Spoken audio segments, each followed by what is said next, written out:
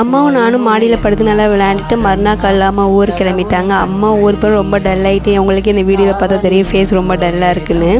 அம்மா வீட்டில் இருந்தால் நல்லா ஜாலியாக பேசிக்கிட்டு கிண்டல் பண்ணிட்டு கேம்லாம் விளையாண்டுக்கு இருப்போம். எனக்கு ஊட ஹெல்ப் பண்ணுவாங்க, நல்லா ஜாலியாக இருக்கும். அந்த வேலை பார்க்குற இதே தெரியாது, டயர்ட்னஸே தெரியாது. அம்மா பஸ் ஏற்றிட்டு வந்து லஞ்ச் பண்ண ஸ்டார்ட் பண்ணிவிட்டு பாப்பாவுக்கு பொம்மை படம் பார்த்து சிம்பிளாக முட்டை குழம்பு கேரட் பொரியல் தான் பண்ணியிருந்தேன். என்னோட சைடில் எப்படி நான் முட்டை குழம்பு உடச்சி ஊற்றின முட்டை குழம்பு செய்கிறேன், உங்களோட ஷேர் பண்ணிக்கிறேன். நல்லெண்ணெய் விட்டு சோம்பு பொரிஞ்சோன்னே வெங்காயம் கருவேப்பிலை தக்காளி நல்லா வதங்கினதுக்கப்புறம் சாம்பார் மசாலா போட்டு நல்லா எண்ணெய் பிரிஞ்சு வந்ததுக்கப்புறம் புளி கசல் ஊற்றி முட்டை உடச்சி வச்சோம்னா சூப்பரான உடச்சி விட்ட முட்டை குழம்பு ரெடி. நீங்கள் ட்ரை பண்ணி பாருங்கள். இது என்ன அதிசயம், முட்டை நல்லா உடையாமல் நல்லா பால் மாதிரி வந்துச்சு. அதே சிம்பிளாக இருந்தாலும் லஞ்சு போய்ட்டு ரொம்ப சூப்பராக இருந்துச்சு. ஈவினிங் போல் பாப்பாவுக்கு போர்பன் பிஸ்கட் வச்சு பணியாரம் பண்ணி கொடுத்துருந்தேன்.